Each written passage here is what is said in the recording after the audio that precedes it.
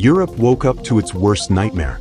Polish fighter jets ripping through the sky, bases on high alert, and headlines screaming about an imminent clash with Russia. Along NATO's eastern frontier, engines roar while in Brussels they run the numbers, knowing that a single miscalculation could set the entire European prairie on fire. But everything began much farther east, under the blackened skies over Ukraine, struck by the heaviest offensive of the entire war. More than 650 drones and dozens of Russian missiles, according to an increasingly cornered Volodymyr Zelensky. As he demands ever more pressure, Poland fears that the war may be knocking at its own door. The scene now unfolding in Brussels looks like something pulled straight from its darkest internal reports. Polish jets in the air, radars blazing, and breaking news banners warning of a looming confrontation with Russia. Yet the origin of Europe's tremor lay far away, in a Ukrainian sky pierced by the most intense night of combat since the conflict began. During that overnight assault, air raid sirens never stopped wailing across Ukraine. President Volodymyr Zelensky, increasingly questioned at home and abroad, released videos of rubble and towering smoke columns while denouncing that 13 regions had been struck almost simultaneously by more than 650 drones and several dozen Russian missiles. In Warsaw, military commanders interpreted the move as a direct signal. Command centers activated emergency protocols, fighter jets scrambled, radar surveillance intensified, and air defenses were raised to levels reserved for major crises, as if the conflict were just one step away from spilling out of Ukraine and into Polish territory. For a few tense minutes, the situation echoed Cold War nightmares, screens saturated with flight paths, operators pushed to their limits, and the chilling sense that a single error could drag all of NATO into a head-on collision with Russia. The war was pressing against the alliance's edge, and nerves were stretched to breaking point. Reflection question: does NATO prevent wars, or does it create them? Write it in the comments. And while you're at it, don't forget to give this video a like. It really helps the channel. Your comments don't just sit there, they guide what we create. In the end, reality proved far less dramatic than the media frenzy suggested. No Russian incursion into Polish airspace was recorded, and there was no direct contact between Warsaw's jets and Moscow's aircraft. Once protocols were completed, the planes returned to base and the highest alert levels gradually eased. That fleeting relief did not stop Zelensky from exploiting the episode politically. With an angry tone, he once again demanded greater pressure on Russia.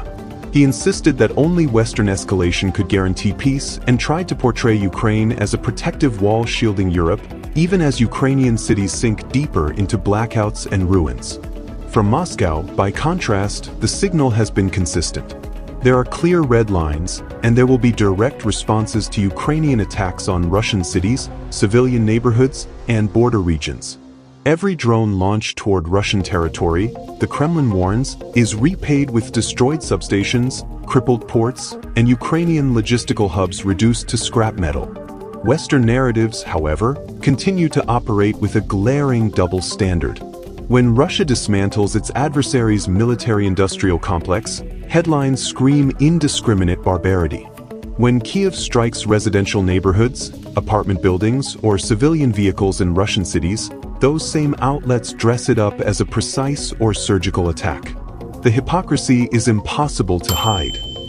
With each passing week, Kyiv's strategy looks increasingly self-destructive, blocking any negotiated exit, betting on symbolic gestures, and stretching a war of attrition that only inflates the tally of material and human losses.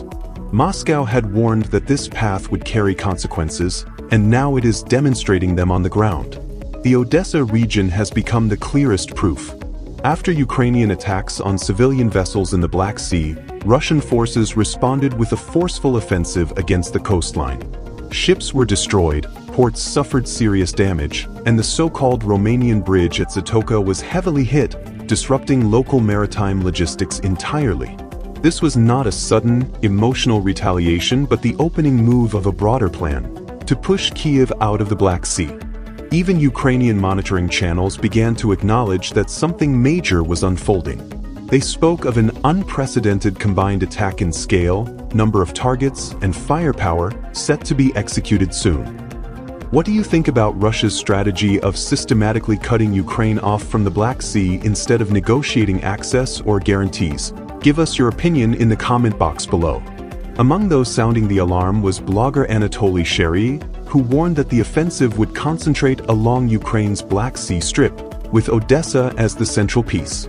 At the same time, Ukrainian social media headlines captured the mood of fatalism with messages like 48 hours for Kyiv or the beginning of the end has started. Shortly after, theory turned into reality. Over Odessa's skies, geranium drones appeared one after another, weaving new coordinates of impact across energy plants, port facilities, and logistics centers. Faced with that scenario, merchant vessels rushed to leave as if fleeing an inevitable fire in the heart of the harbor. The consequences were immediate. The city sank into prolonged blackouts. For several nights, Odessa has been left almost completely dark, without normal transport, without activity on the docks, and with the only light coming from fires consuming fuel depots, port structures, and warehouses burning under precision strikes. Most uncomfortable for Kyiv is that Ukrainian specialists themselves have been forced to admit that Russian missiles and drones are aimed primarily at military objectives and critical infrastructure. It's not just Moscow saying it. Voices from within Ukraine's own circles acknowledge it, even as the shutdown of thermal plants leaves homes without heating or electricity in the depths of winter.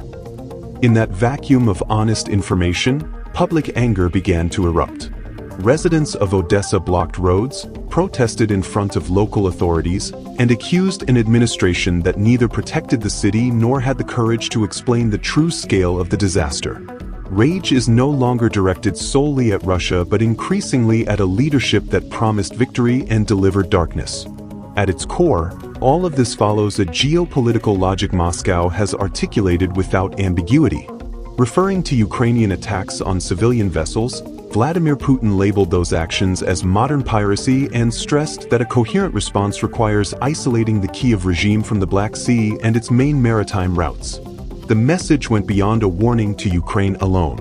Putin made it clear that similar measures could extend to ships belonging to states that support such activities with weapons, intelligence, or political cover. In other words, those who join the piracy game risk seeing their own ships and ports come under pressure.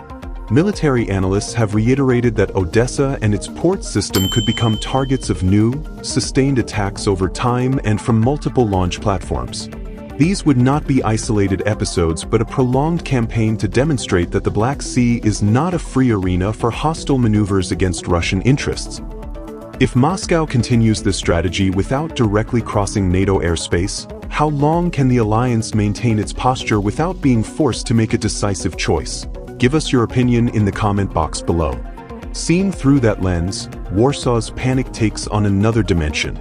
Poland is not scrambling jets out of pure solidarity with Kyiv but out of fear that the entire European security architecture could begin to crack. If Ukraine definitively loses its access to the sea and its energy capacity, they know the board tilts against them. At the same time, the Polish reaction exposes NATO's limitations.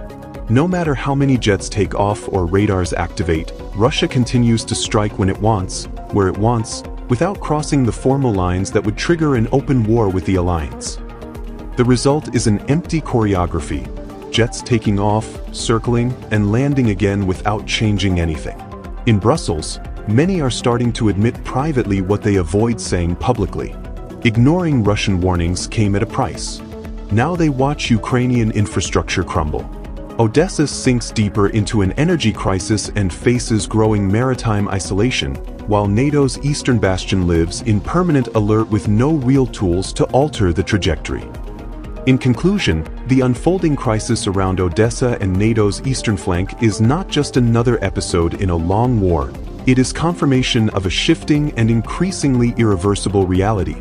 Russia's ability to impose its military logic without directly triggering a NATO response underscores a profound imbalance in this conflict. Odessa's descent into darkness marks a critical turning point, symbolizing Ukraine's growing strategic vulnerability on the Black Sea, historically one of its most vital gateways to the world. International observers from outlets like Reuters and the Financial Times have noted that sustained strikes on energy and port infrastructure are reshaping the battlefield faster than diplomatic statements ever could. The beneficiaries of this phase are clear: Moscow's strategists, who now dictate tempo and pressure, and a Kremlin negotiating from a position of strength. The losers extend far beyond Kiev's battered armed forces to ordinary civilians, trapped between blackouts, protests, and fading promises. Meanwhile, Poland and NATO hover in a state of anxious paralysis, aware of the risks but unwilling to cross the threshold into open war. History will likely remember this moment not for the rhetoric exchanged in Brussels or Kiev, but for the cold, material facts on the ground: darkened cities, silenced ports, and a balance of power shifting before Europe's eyes. Now it's your turn. If this analysis made you see the conflict from a sharper angle, leave us a comment with your take. Is NATO's restraint strategic wisdom, or is it setting the stage for something far more dangerous? Like the video if you found value in this breakdown, and subscribe so you don't miss what comes next. Because this story is evolving fast, and staying informed is more important than ever. Activate notifications and stay with us. And remember, you can now become a channel member. If you believe in this project and want it to grow, your support truly makes a difference. If you'd like to support us financially, which we deeply appreciate, you can do so through Patreon and PayPal. The link is waiting for you in the description.